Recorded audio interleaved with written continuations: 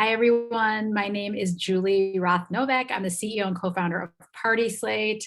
I am so excited for this webinar. This is maybe one of the more geeky topics that we've done, in addition to like SEO and a lot of the website topics that we like to do. But we've been doing a webinar every week since the pandemic started to give back to the industry and to help build a stronger digital footprint and build a stronger business. And so I'm so proud of our team and everyone that's helped put these together. But today's topic is how to use data to grow your business. And we are going to talk about quantitative data, qualitative data, what we do at PartySlate, what you can do as a small business to get smarter about what data you have to, whether it's learn more about your customers, learn more about what's working on your website, your social media, your PartySlate profile, across the board. I am not the smartest person in the room or in the Zoom on this topic. So I'm excited to have our head of product, Chavi, and our head product designer, Tyler, with me. These guys are looking at data day in, day out to figure out how we can make PartySlate more compelling, both for consumers or party hosts and event professionals. And they have a great background in this area. So before we jump in, and also please feel free to ask questions. You can change it to all panelists and attendees. We want this to be interactive. We have a great presentation put together, but please ask your questions anytime. But Chavi, why don't you first introduce yourself, tell us how long you've been at PartySlate and a little bit about your background, and then we'll go to Tyler. Yeah, so I'm the director of product at PartySlate. I've been here, almost 2.5 years now. I don't know where the time Crazy. Love working here. My background is in computer engineering, and I have my MBA, so a little bit of tech, a little bit of business, which makes it a perfect fit for products. So I work hand in hand with Tyler to figure out, what our pros want, what our consumers want, and kind of prioritize that with our tech team to roll out amazing features and fixes and things like that across the platform. Thank you, Chavi. And Tyler, tell us a little bit about your background. And I'm excited to meet you in person. This is crazy. You've been with us for a year, but I have not yet met you in person. So our planning session tomorrow.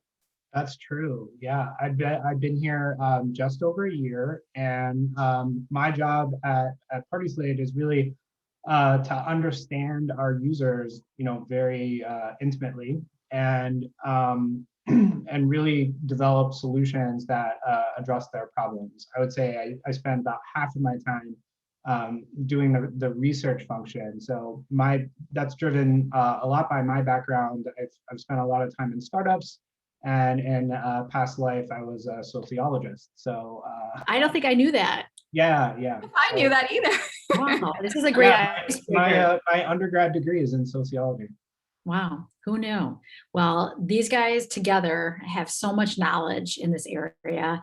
And my background working in digital agencies, I had someone running a research group. So I got very intimately involved with customer and consumer and professional research. And I think it's such a fascinating area. And even for small businesses, what we're going to talk about today are some simple things you can do to learn more about your customers, more about their behavior, what they're doing to optimize, whether it's your website, your PartySlate profile, anything that people are reacting to. So Chavi, why don't you share your screen and we'll go right into the presentation, and then we can again take questions at any time.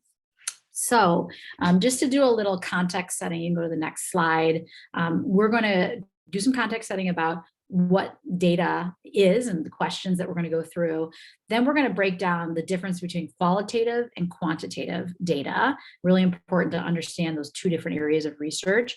And then we have put together a simple action plan. We always like to end our presentations with an action plan on what are some things you can do that will help you get smarter in this area and leverage your data to build your business. And then finally, we want to be a resource, talk about how we can help. So let's go to the next slide. These are the questions that we're going to address today. What are your goals? What do you want to learn? What are your differentiators? How can you become a smarter marketer by using data and really understanding, again, quantitative and qualitative data? And then we're going to hopefully teach you, and you're going to learn how to, with this data, refine your messaging and your marketing, use better tools to track your data, be more intentional about tracking your data, and then also, implement the findings. What you learn is is great, but if you don't do anything with what you learn, you're not really going to be leveraging your data. So those are the things that we want you to know and ask yourself when we go through this presentation. But before we jump into all of these questions, many of you took a survey on the next slide, and actually we asked you about this area in advance. And we just wanted to show you, I'll have Tyler talk through the results, how quickly within one day we put together a mini survey and what we learned from you through this survey. So Tyler, you want to talk about that? Yeah, so we sent out this very brief survey, and Julie really hit the nail on the head. Like, we turned this around in under 24 hours. It was free for us to do, cost us nothing other than the time to set it up and peek at what you told us. And we got these results back insanely fast. So you guys.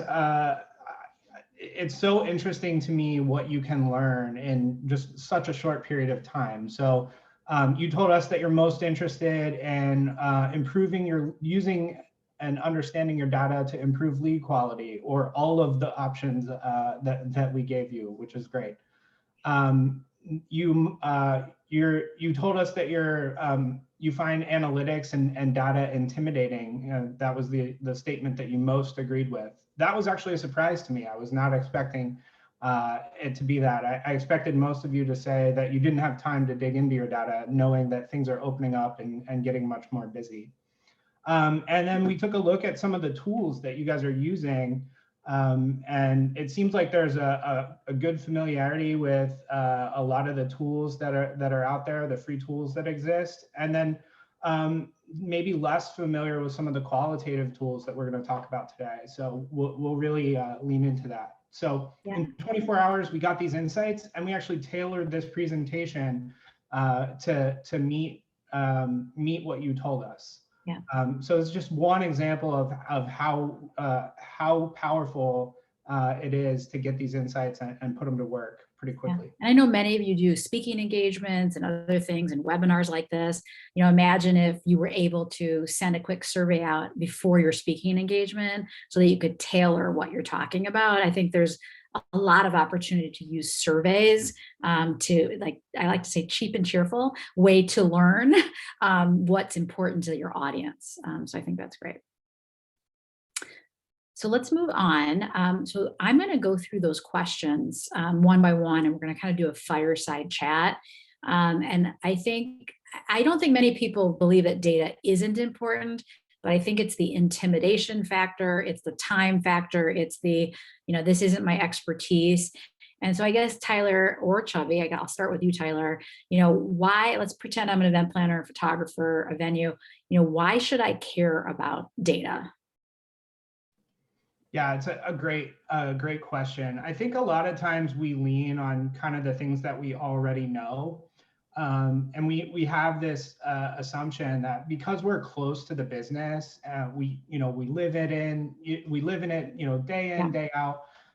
We eat, sleep, and breathe it, that we really intimately understand our customers. And a lot of times that's true, but a lot of times it's also not true. I showed you in the slide previous, I expected a very different result for the question of what you most agree with. I expected people to say that they didn't have the time and that's why they didn't want to dig into this. But in reality, the biggest answer was just the intimidation factor. Yeah. And so I think that's one reason is this idea that we think that we know and we don't always. Another example, Tyler, I know we've talked about this, is you may think like, the certain section of your website is the most important. You're spending the most time in it. But when you look at your data, everyone's going right to your gallery and your contact section. So just knowing what behavior, what people are doing can help you prioritize your most precious resource, which is your time. And so I think, the survey, understanding where people go on your website, understanding which photos are the most popular on your PartySlate profile, those are all things that can inform you and actually help you, again, manage your precious time that you don't have a lot of. Yeah, totally agree. And I think the other thing is just, staying competitive. Data has been in the past, I think part of the reason that people find it intimidating is because it hasn't been very accessible. But Yeah. we live in a time now when data is just incredibly accessible. We have more access to it than we ever have, and there's more of it. Yeah. In some ways, that might make it more intimidating because there's this wealth of data to go through.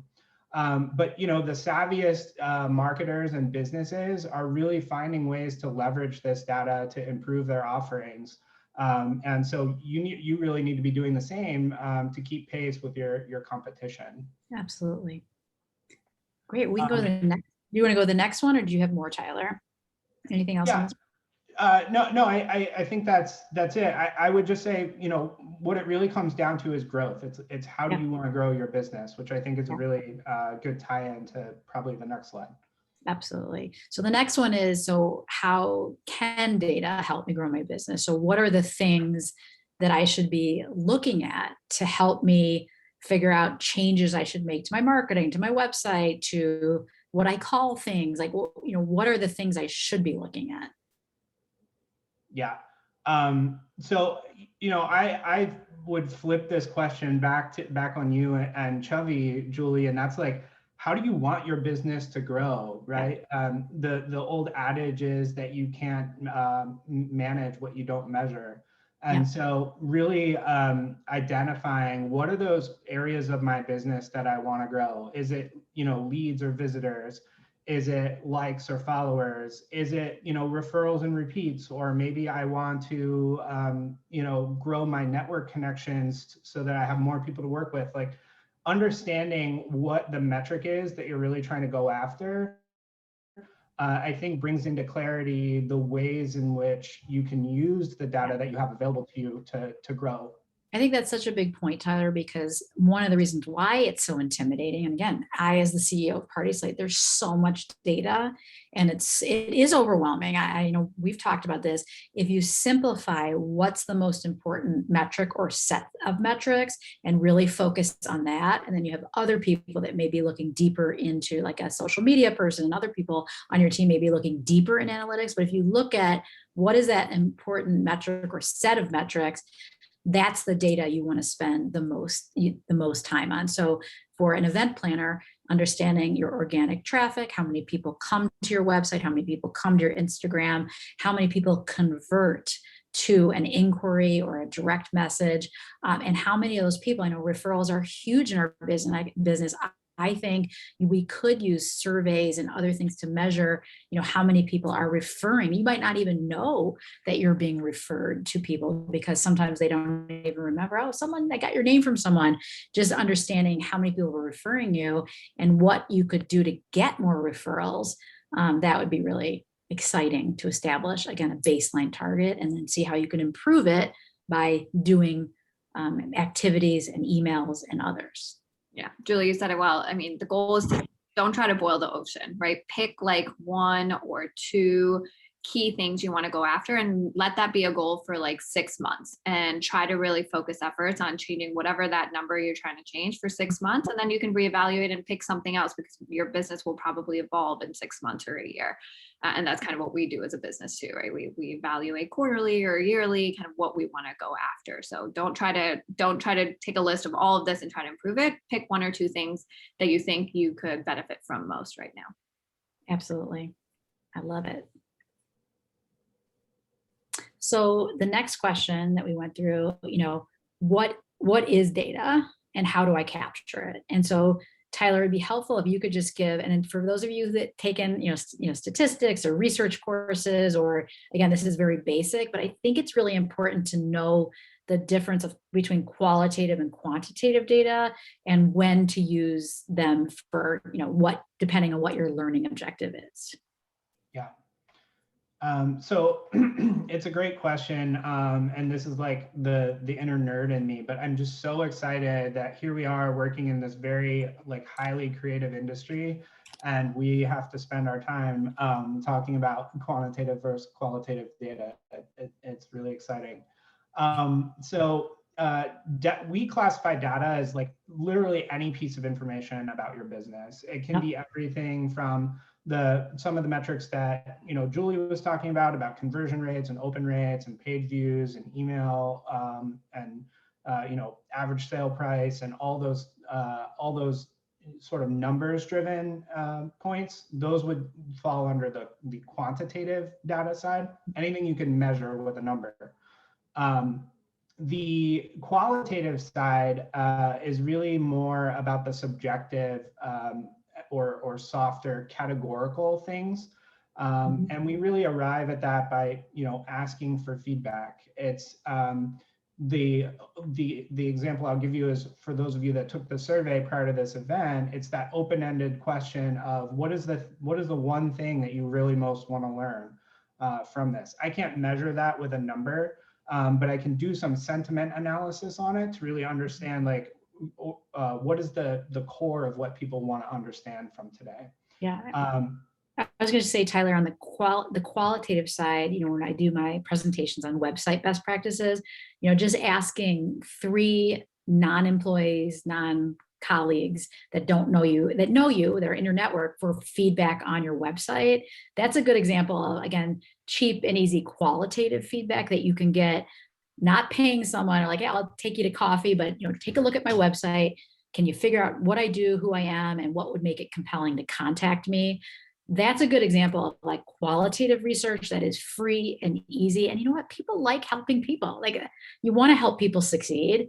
And the opposite of that would be some sort of large scale survey that you're sending to 1,000 people where you're getting kind of more quantitative data on, different, pieces of feedback. So both are important, but I think for smaller businesses, don't underestimate that some simple qualitative data could give you a lot of insights to help you. Yeah, absolutely. You don't need to survey 1,000 people to arrive at some good directional feedback for your business for whatever you're trying to accomplish. Absolutely. I think that's like maybe one of the intimidating factors that people run into. It's like, I have to survey 1,000 people. Well, no, you don't. You can talk to 5 or 6 and get a pretty good idea of what you need to do. And we do have a question on what survey tools you recommend. I know there's 1,000 of them and many of them are free. We are going to be talking about surveys, but Tyler, what survey tools do you like using most? Yeah, it's a great question. I mean, the one that I sent out for this event was Google Forms, and it's free as long as you have a Google account. You can build a form and get feedback really quickly. It has lots of different question types. There's great, data on the great charts and graphs on the backside that come with it, so you can understand the results. The other one that we use at PartySlate is SurveyMonkey, and it's a fantastic piece of software that really helps you build out some very, very advanced surveys and lets you slice and dice data lots of different ways. So we use that one quite a bit too. Yeah, and I think when we think about surveys, you think about sending out to a big group and getting responses.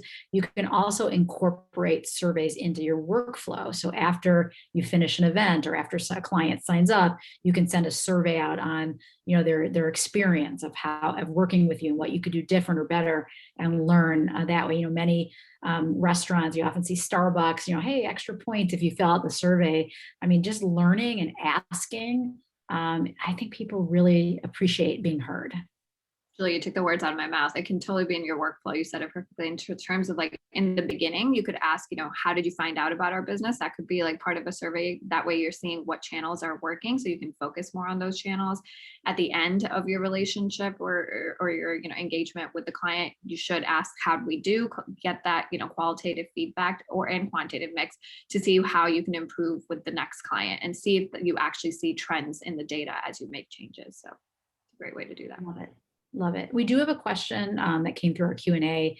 Is existing data from other sources valuable, or should I try to collect my own data? So I think, Google Analytics, I think we're going to get into that. There is data that exists already that we can access. And then there's data you kind of extract, through surveys and questionnaires. So both are important. I think that's something we're going to talk about in our presentation. Great. So once you have the data, what do you do with it? Because there's nothing worse than like you do a survey, someone fills it out, and then it just sits, collecting, so to speak, digital dust, right? You do nothing with it. So what do you do with it once you have this data? Yeah, it really depends on the kind of data that we're talking about. Again, coming back to quantitative versus qualitative. Some quantitative data might actually be simple enough that I just try something different. So Yeah. an example of that might be you send out an email, via your email system, and nobody opens it, or Yeah. very few people open it. Well, maybe try a different subject line, because that's probably subject line or preview text are like the two biggest factors there that you could play with and try something totally different. So a little bit of experimentation there. The other things that you tend to do with quantitative data are build out funnels and cost benefit analyses and dashboards, and that's really like Chovey's world of expertise. So she might have some thoughts on that. From the qualitative perspective, what we do when we conduct research of a qualitative nature, we'll go through and actually look for themes in the feedback that we're getting. We'll group everything into themes. So you can see in the picture here on the slide, the different bunches of Post-it notes were themes that were identified, and we grouped them all together. We categorize them to give it a name, and then we take a broad view of everything that we learned and try to summarize it down into how does this apply to the particular problem that we're trying to solve. I love that. And I think, and Chavi, I'm sure you can add to this, but I think when you collect this data, so for example, if you did a post-event survey and you're asking for what can we do better or different, just better serve you, and you have some categories of things, if people keep clicking on, your payment method wasn't as seamless as I'd like, or whatever the category is, you can collect this over time. And putting in a new payment system or whatever it is does take effort. But if you hear it out of 20 surveys, 18 people mentioned it, that's a good indication that, wow, maybe some other companies have better systems in place, and I need to dig into this and talk to a couple of customers and see what I need to do to improve that process. Yeah, this part of the process is just so important, right? You collect so much data, but you don't want it to just sit there or go to waste, like Tyler was saying. And this is where, Julie, there was a question around, like, there's different platforms that are all collecting data. This is your chance to use tidbits and bits from all these different platforms, and kind of use it to tell a story and figure out what the true problem might be. So you might see something on Google Analytics, like you're seeing what channels most of your people are coming from. So you can use that data. You might see trends on Instagram on maybe, whatever, what ads are working, whatever you're doing on Instagram, you can pull that in. And then there might be tidbits from survey. Use all of that to kind of figure out what's happening and what you should change. I can't emphasize enough how important it is to really make time to do analysis on any data that you are. And you can see, like, a lot of times we do sticky notes. Like, it doesn't have to be like you have to have a PhD in mathematics to like look at these numbers. You can use a whiteboard, you can use sticky notes to just identify themes from your different sources of data to prioritize what do you need to change about your business or marketing to hear what they're saying and make a change based on that data. I'm a firm believer that colored Post-its make anything fun. So invest in some colored Post-its when you're doing this, and it'll be a fun little analysis. Yeah. I totally agree. Let's go to the next one. And we do have a question from David about SEO, which I know is one of my favorite topics. It says, it feels a little like the wild, wild west when it comes to pricing structures or costs. are there APIs, SLAs, analytic metrics in order to measure successful SEO vendors? So I know for a fact there is all different levels of SEO strategists and consultants. I think it's a little bit of a separate topic from what we mainly are going to cover today. I'm happy, David, to talk with you one-on-one, but I do think if SEO is important to you and you don't have the time to do it yourself, a trusted partner is a good idea. But there's choices from like a kid in college, nothing wrong with that, to an SEO agency that charges $20,000 a month and everything in between. So happy to talk offline about the Wild West of SEO consulting. But let's talk about cost and time. So what about, I am so busy, events are, this tidal wave of events is coming. I hear it every single day. I'm so excited that the world's opening up. How much does this cost to look at the data, and how much time is it going to take me? Yeah. Well, part of my role at PartySlate is doing all this research, and I can tell you that I am always asking Julie for more budget to do research.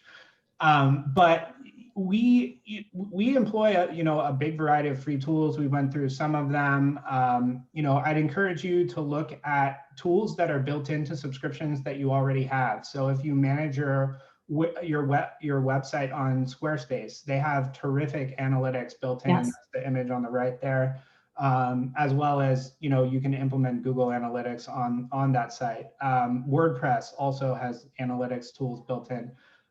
So look for places there to find savings. We talked about 3 survey tools. Those are wonderful and widely accessible. In terms of cost, we sometimes incentivize people to participate in the user research that we do, but you'd be surprised how far you can stretch just a few bucks there. Like Julie said, take someone for coffee to get feedback. Yeah, it doesn't cost that much to get feedback. So I don't think unless you're looking to put together some sort of like Julie said, 1,000-person survey, it shouldn't cost you a lot to do this research. I think the bigger thing is time versus the actual $3 per survey or whatever. It's, first of all, most surveys are free. So I like, and I know you'll talk more about this, building this into your workflow and, thinking about, how often should I look at MyPartySlay, which Chubby's going to show later, which shows your profile, PartySlate profile analytics. I just get concerned when I'm on a lot of these calls, they're asking for website feedback. I'm always happy to look at your website because I love doing it because I am a geek. And I ask, what are the most popular areas of your website? They cannot answer. So if you don't know anything about your website analytics, that's a problem. But maybe once a month or is all you need to look at your analytics. It's not daily that you have to look at it. So what do you think are the right ways to build it into your workflow so that you are looking at especially the free data that comes along with your platforms? Yeah, I would align it I don't know how a lot of folks are doing it in the way of their small business, but I think about ours, and we do these quarterly sort of cycles of how we operate. And so I think it makes a lot of sense to at least quarterly, check in. But you're right, Julie, really monthly, logging into those few key ones that matter. If you run your website on Squarespace, it's Squarespace. Like Google Analytics is a great one as well. Obviously, MyPartySlate. Every 30 days, just checking those out in the same way that you would treat your own personal financial health of logging in to check your bank account at a pretty regular basis. Yes, you kind of want to take that pace with your data as well. And then, we talked about it a little bit, but finding ways to work in, regular feedback into the way that you're already working. Chubby mentioned, after you have a kickoff meeting with a client, just sending them a quick follow-up with 3 questions to say, were there areas that we didn't cover that you wanted to, simple questions like that, I think go a long way to getting you in the habit of collecting that data, and you'll get better at it as you do it more. Yeah, I think 3 simple questions. Like I know sometimes when we're on our quarterly calls with our premium members, at the end, let's say you have 5-6 minutes left, just having ready those questions, those learning objectives, those things that you want to learn. It's just like free research. I can't tell you, people like to be asked those kind of questions. People want to help you, especially if they just hired you, they want to help you. I think integrating into your offering feedback on everything. They do. We have no shortage of feedback for PartySlate. That's good. Yes. I'll add. Yeah, I was gonna say, obviously ask people that clients that you're working with, what worked well, what didn't, et cetera. But also, if you can, talk to clients that you maybe aren't able to sign, right? Like feel free to use feedback from them too, to continue that relationship and see what you could improve to win clients like them in the future. Like figure out what it was. Was it price? Was it something in your relationship? Was it, whatever it was, that can be really important too, to take both sides. Being in sales a long time, one of my favorite questions, when you lose, and I always say it's, losses are not bad. It's only bad if you don't learn. And one of my favorite questions is, where did my solution, where did our offering fall short of your expectations? So price might be the first thing, but price is usually an excuse. It's usually something else. And sometimes I like to say, putting price aside, where did my solution or where did my proposal fall short? And then you have to be quiet for like 5 seconds and not say anything and hear what they say. So getting that rhythm of asking for feedback, that is data. That's getting data. The important thing is to collect it and track it and then do something with it. So I also, one person commented on Hotjar. Extra points to David. We have used Hotjar and other tools like that to actually track movement on your website and actually see how people are, like when they're stuck and how they're experiencing. It's almost like a little video of how they use your website. That's not for everyone. It's a little bit more advanced, but there are, again, free tools out there or very low cost tools to help you get that 2.0 level of data. So kudos. Hotjar is a great tool. I'm so glad David brought that up. Yeah. Well, great. Well, next we're going to go to understanding qualitative and quantitative data. I'll take a deeper dive on what these two areas are. And just doing a quick time check, it's 2:30. I know we have a lot of content to go, so we'll speed it up a little bit and walk through these two areas. So do you want to start, Tyler, with, I believe this is qualitative, correct? Yes. Yeah. Yes. I just want to give just a quick overview of the process for how you actually go about collecting this. So we've talked about a number of methods today. There are a handful of them to actually collect feedback. Probably the one that's most relevant here is just asking for feedback. Like Julie said, like find 3 people, offer to take them out for coffee, or don't even do that. Just say, hey, here's a link to this thing that They'll do it for free. What do you think? And then escalate to coffee if they turn you down. But the key to this one is really about asking really good questions. So it's not just, as Julie mentioned, it's not just like why did we not connect for this business transaction. It's the probative question that comes after that, like setting aside price. So thinking about really crafting good questions and having good follow-up questions is the key to success for this one. Conducting interviews, I won't spend much time on this. It's something that we do quite a bit. We will sit down with somebody for 45 minutes at length to really try to understand some deeper issue that we want to explore. It might be useful for you. It is a big time commitment, so that's something to consider. And then the last one is really simple surveys. Like we said, there are 3 questions of follow-up after a customer touch point. You can learn a lot from doing that, just like we did for the survey leading up to this.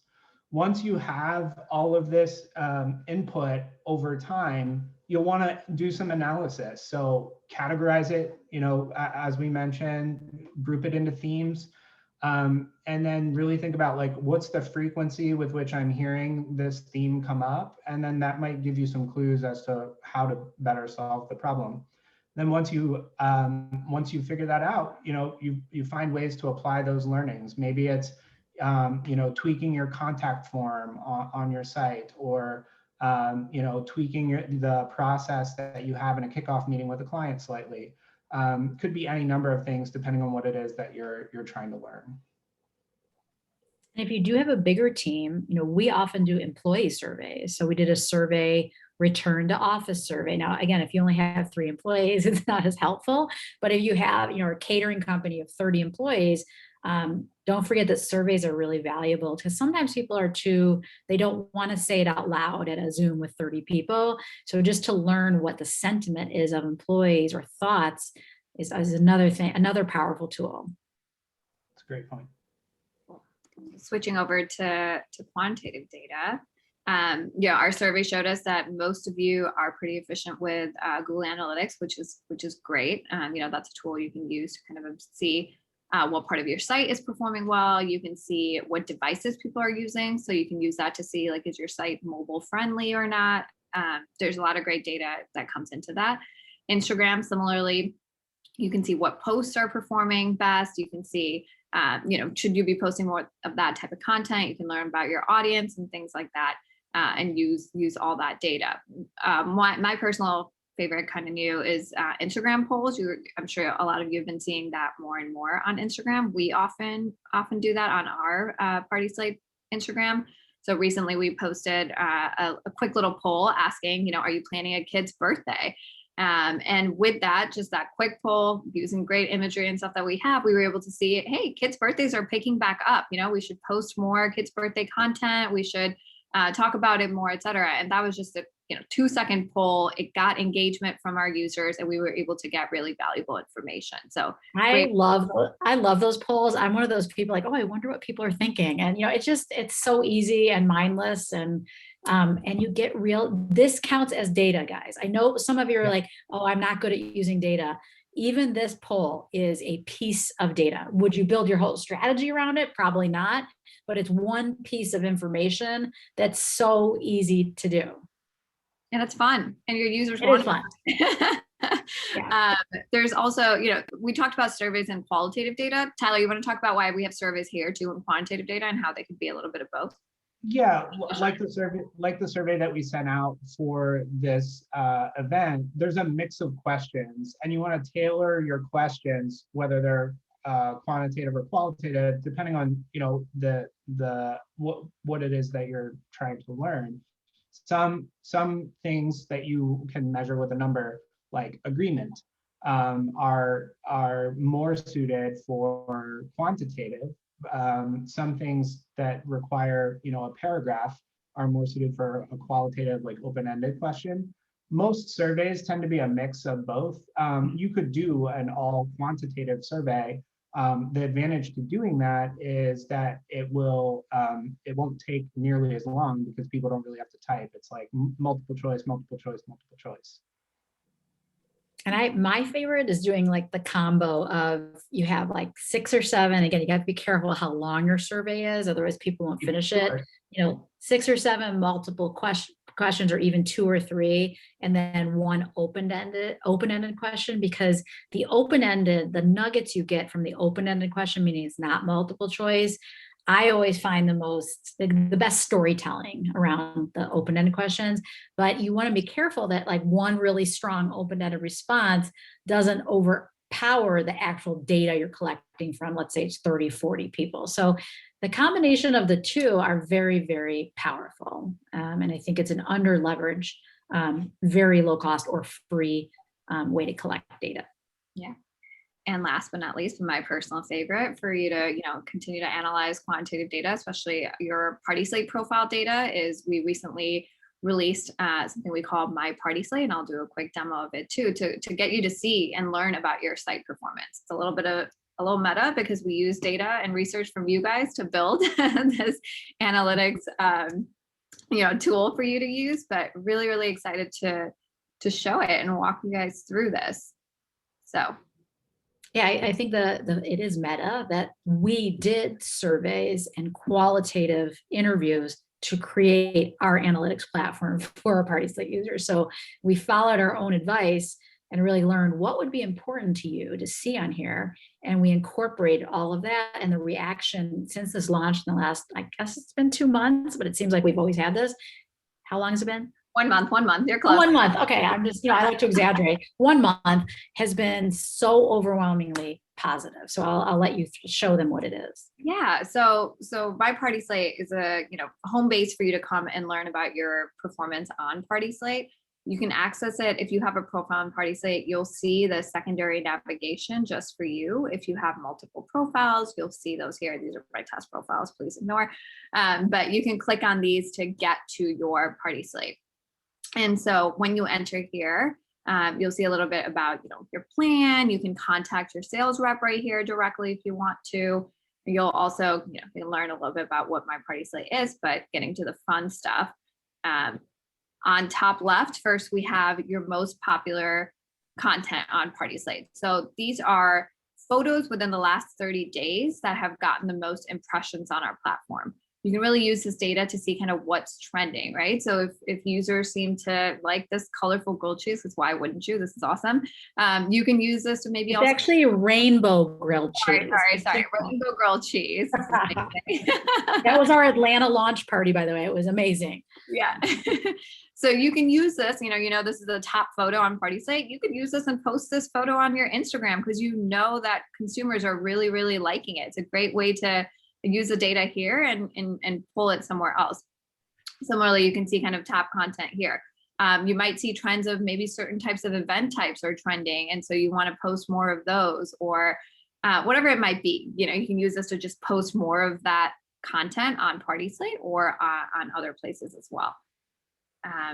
Then as we scroll down, here you can see your total impressions on PartySlate within the last 90 days. So keep in mind the chart here on the left and right are both only within the last 90 days. You can see how many photo impressions, directory impressions, credit impressions, profile impressions you're getting. And just a reminder, impressions are someone viewed either your profile card, a photo of yours, a credit of yours, and things like that. We have that broken down. And over here, you can see week by week, kind of how those impressions are trending. So often when we feature you in an article or something like that, you'll see a giant spike go up. That means our platform is working and all the marketing inclusions are working and we're getting you more impressions to your profile. You can also see how you compare with others. So this is looking at people in the same category as you, in the same location as you, and how you're performing against them. And that can give you kind of just a nod to maybe you need to amp up more content on your profile, or maybe you're great and you just want to continue doing what you are doing and posting in the frequency that you are, because everything you're doing is working. And one thing to note is we always had this data with our premium members. We would on quarterly calls review it, but now it's in a self-service format. So there's some data that's available with the free profile, and then with the premium profile, it unlocks the rest of your data. Yeah. And my personal favorite, and from the data that we've seen, this is the most engaged feature as well, but the checklist on the right side, it gives you very actionable things to do to improve your profile. You have a little health score here. The best you can get is 100.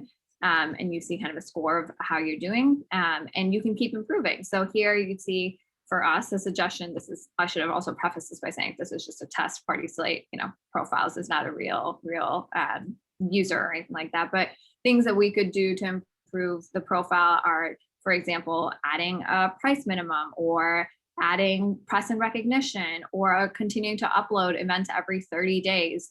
And this will get triggered. You can also see all the great things that we have done to bring that score It's very satisfying, Chubby, to see that all those checklists are, everyone who doesn't like to see a completed task, right? It's just like, yes, I'm making progress. We have heard just through our research that, event professionals, there's a lot asked of you. You're doing these live events. You have a team, you have all these things going on, all this, 400 emails a day, and anything to help you get organized really makes your life better. And so I love the simplicity, and I give, the product team, you guys, so much credit for this. You did the research, you listened, you met with our customer success, our sales team, and created this really super simple, non-intimidating analytics platform. Yeah, and all these are clickable and will take you exactly where you need to go on your profile to make those updates. And you can always obviously access your profile as well. And this is we just added this recently, but if you're, ever want to look at all these digital events and all the great content we put out there, educational content, you can just click through here and it'll take you to all our videos. We record all of these sessions, and you can access these very, very easily. Yeah, so David asked earlier about SEO. We have topics from SEO to Instagram to Pinterest to PartySlate profile best practices.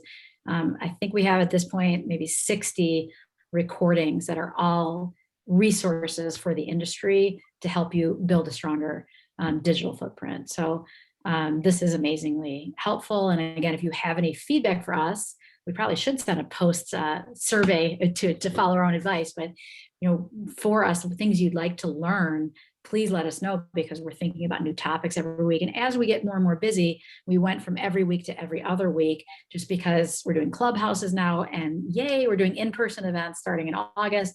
So a lot of excitement is coming back to the industry, but these digital events are going to keep going, and we're going to keep giving to the industry. Great. So just to wrap up the action plan, and Tyler and Chubby, you'll help me with this, but I'm going to just do some simple things from a data perspective. You can go to the next slide on what you can do to start thinking more about your data, and also to lower the intimidation factor. The first thing is set objectives and make a plan. So get your thoughts together on what is the 1, 2, or 3 metrics that is most important to you, and how are you going to collect that data. Establishing a baseline is always important. So if you were here and you want to move to there, how do you get there, and what are those numbers?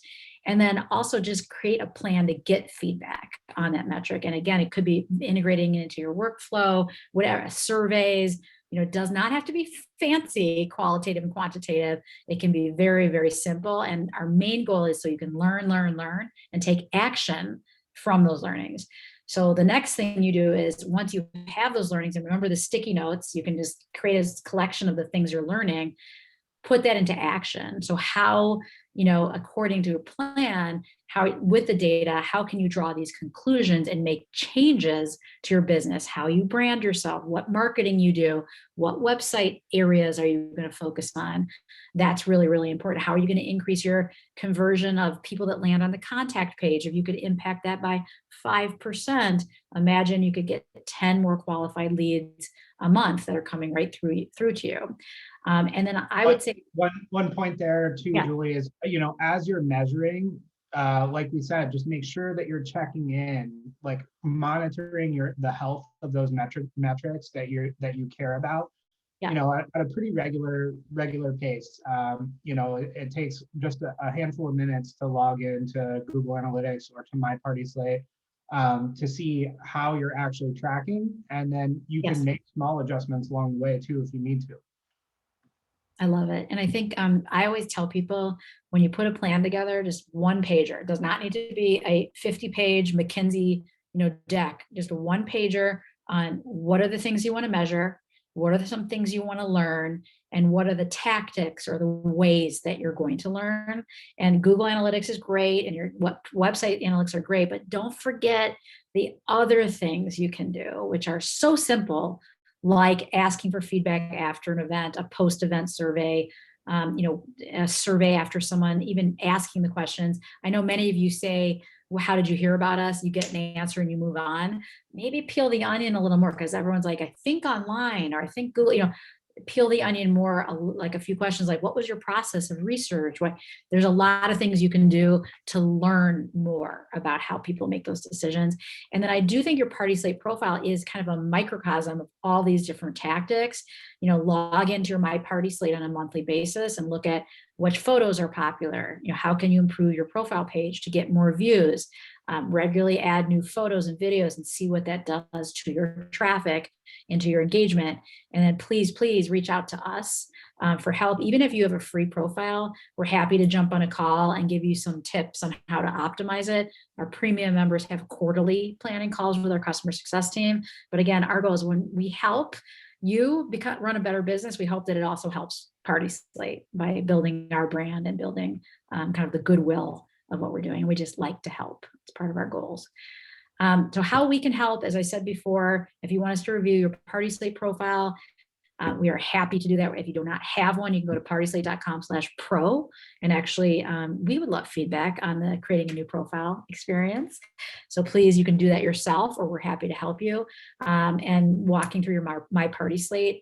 Now that we have that, it's so easy to use. We're happy to do that as well. Our next digital event is two incredible groups of Equally Wed and then the National Gay Wedding Association. And we're going to be talking about LGBTQ plus inclusive wedding and event industry best practices, how to get certified. We're really proud of partnering with these two organizations. And we're going to have an incredible webinar and discussion on inclusivity, but also how you can actually use that to market your business and to be more inclusive with your clients. So really excited about that. And I believe, June 1st, that's coming up, June 1st. So Chavi and Tyler, any closing thoughts? I know we have 10 more minutes. And again, if anyone has questions, please put them in the chat. Any closing thoughts? Tyler, I'll start with you on, I'm a small business. This is a lot to take in. Any final thoughts for them? Yeah, I guess my closing thought would be just I know that it can feel intimidating. There's, numbers and graphs and charts and all these things. I think like if you really boil it down to its core, it's like, what is the thing that I want to learn about my business? And then how could I ask like 3 simple questions of people to get the feedback that I need? And then the key to that, Julie, you mentioned, is like track it, write it down so that you have it somewhere. That's often the missing piece, is you ask it, but you don't track it. You're like, oh yeah, I'm keeping it all in my head. Yeah, write it down somewhere. That doesn't work. You have to write it down so that you can analyze it later. But if you do those 3 things and then not be afraid to like run a couple of small experiments based on what you hear, you'll be very surprised with how quickly you can leverage just some of these, very what seem like small insights, but might have serious impact for your business. Love it. I agree. Chubby, any final thoughts? I echo what Tyler said. Data can be daunting, but in today's world, you are already exposed to so much data, whether you realize it or not. Every conversation you have is a data point. All the tools you use is a data point. All we're hoping that we just helped you with is just, collecting that data, processing that data, and turning it into meaningful insights for you. So don't let it be daunting. You can do it. I agree. And I think, we are data geeks over here at PartySlate, so we take it very seriously, but we always know there's art and science to data. And so don't forget, again, it's almost like looking at the qualitative and the quantitative. Instincts also matter. Instincts are often a measurement of some data that you've collected unconsciously that you have a feeling about. So there's always art and science, but why not have the science? Why not have the information that you can add the art to and be that much smarter about what you're hearing and feeling? The one thing we didn't talk too much about are brand surveys and differentiators.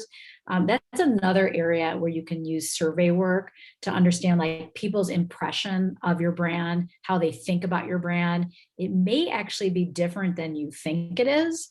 And so that's another area of exploration where data can really help, because there is a lot of event professionals. There are a lot of venues. There are a lot of event planners. Knowing your differentiators and knowing how to lean into it, I think data can help you identify and lean into some of those things that will make you stand out. So we ended a few minutes early, but we covered a lot, and I think in a very simple way. And Chavi and Tyler really worked together to put this whole structure, and I really appreciate it because I think this is an underlooked area of business, and especially in this wildly creative industry, there is a lot more done by instinct. And I think if we can add a little more data to the instinct, it will just make everyone smarter and better marketers. So we're excited about our piece of the puzzle with MyPartySlate. I think it's a game changer for helping people to, in a simple way, look at data and look at how things they do can impact data. And so we're really proud of that effort, and we would love your feedback. So any feedback you have for us, we'll send a follow-up. Please, feel free to reach out. our community is not shy, right, Tyler and Shelby? Not Like, shy.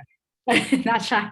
I remember we asked people, we did this jobs to be done research on for consumers, and we gave you like a little gift card, and it's hard to get consumers to give you your time. But when we reached out to the event professional community, we were inundated by people that want to give feedback, that like PartySlate, that want to help us keep improving our platform. So we thank you guys for being so active in our community and giving us feedback. We hope you can join us for our next digital event on June 1st. And again, if you don't have a PartySlate profile yet, I know there's some new people on the call, please go to partyslate.com/pro and we can help you once you get registered. So Tyler and Shelby, thank you guys again for geeking out with me, and appreciate everyone who made the time. I know everyone's busy again.